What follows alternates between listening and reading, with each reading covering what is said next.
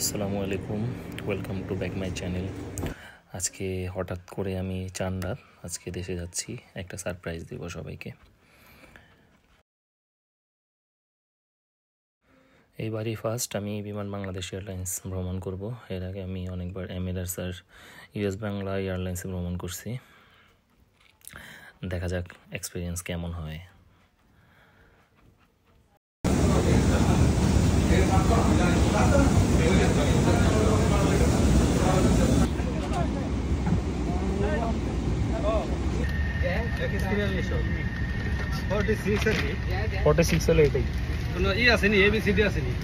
হ্যাঁ,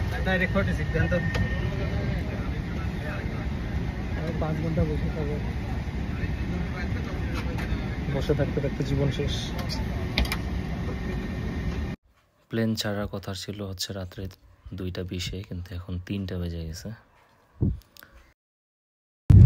3:05 take off করলাম Dubai থেকে ঢাকা উদ্দেশ্যে। এটা হচ্ছে দুবাই দেরা শহর। দুবাই যে ইন্টারন্যাশনাল এয়ারপোর্ট আছে এটা হচ্ছে দুবাই দেরাতে অবস্থিত।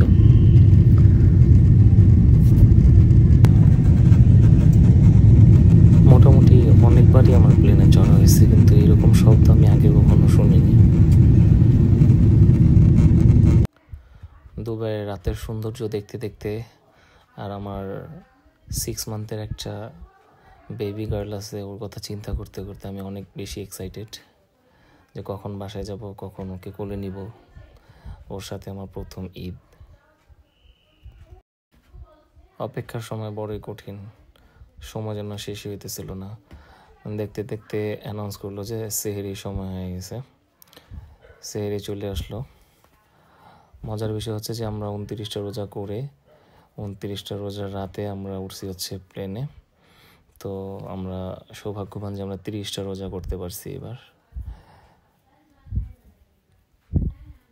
খাবারটা অনেক মজা ছিল। সকাল হতে যাচ্ছে, প্লেনের মধ্যেই ফজরের নামাজ পড়লাম। বাইরের ভিউটা অনেক বেশি সুন্দর ছিল, সূর্য উঠতেছিল আস্তে আস্তে। 4.5 ঘন্টা জার্নিতে অনেক চেষ্টা করেছি ঘুমানোর জন্য, কিন্তু কোনোভাবে ঘুম আসতেছিল না। জানালা দিয়ে দেখতে পারতেছিলাম যে আরেকটা প্লেন যাচ্ছে। ওইখানে হয়তো অনেক বাবা আছে, অনেক হাজব্যান্ড আছে যারা অপেক্ষা করতেছে তার ফ্যামিলির সাথে ঈদ করবে। সকাল 6:30 বেজে গেছে, পুরোপুরি সূর্য উঠছে, বাইরে অনেক রোদ, আকাশটা অনেক সুন্দর ছিল। আমরা তখন ছিলাম হচ্ছে ইন্ডিয়ার আকাশে, কিন্তু কোন ডিস্ট্রিক্টে ছিলাম সেটা বলতে পারবো না।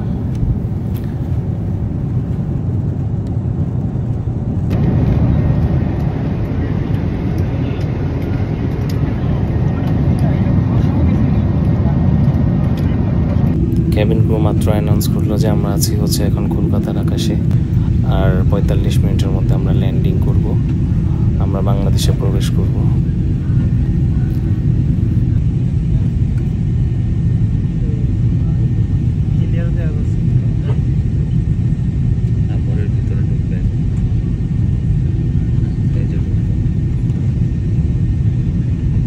বাড়ি খায় এই জন্য ধাক্কা খায়।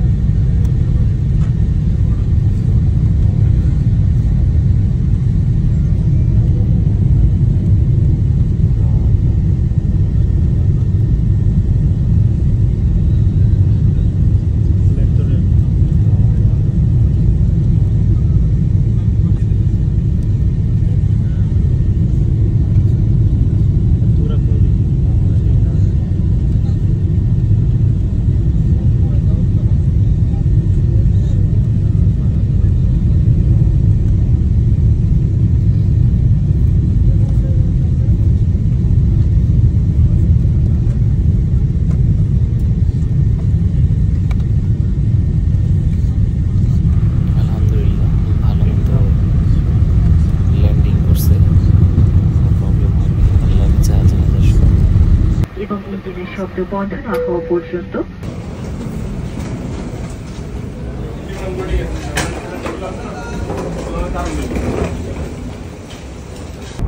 লাগেজের জন্য 1 ঘন্টা দাঁড়ায় ছিলাম, আধা ঘন্টা ট্রলির জন্য, তারপর ইমিগ্রেশনের জন্য 1 ঘন্টা, প্রায় এরকম করে 3 ঘন্টা দাঁড়ানোর পর এয়ারপোর্ট থেকে বের হই। বাসায় এসে যখন দরজা নক করি তো আমার আম্মু বলতেছিল যে কে, আর আমি রিপ্লাই করতেছিলাম না, চুপ ছিলাম। তারপর যখন আম্মু দরজা খুললো, মানে আমার মাদার ইন ল, তো আমি হাত দিয়ে ইশারা করে বললাম চুপ থাকেন।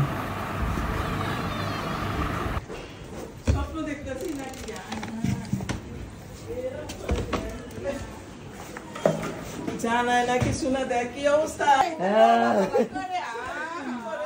মামুনি মামুনি আব্বুরে তো চিনছে না না না না না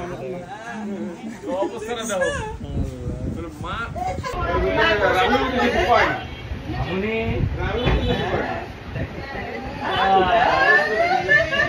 বাবা আরে মোবাইলে দেখতেছি। মোবাইলে দেখলে চিনবে নাকি না সামনে সামনে বাবা?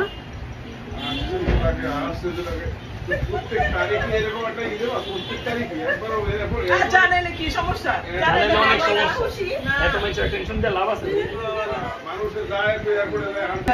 এই বাবাই আমি জানি আম্মু শিক্ষা দেবে, আম্মু দেখে আম্মু আমি চিন্তাছি না, পরে যখন আবার কই ঢাকায় ঢুকাই করে না চিল্লান দেয় ভাইয়া।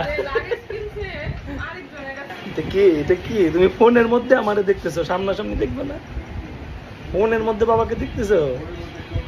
হ্যাঁ, ফোনে দেখতে দেখতে অভ্যাস বাবা। বলি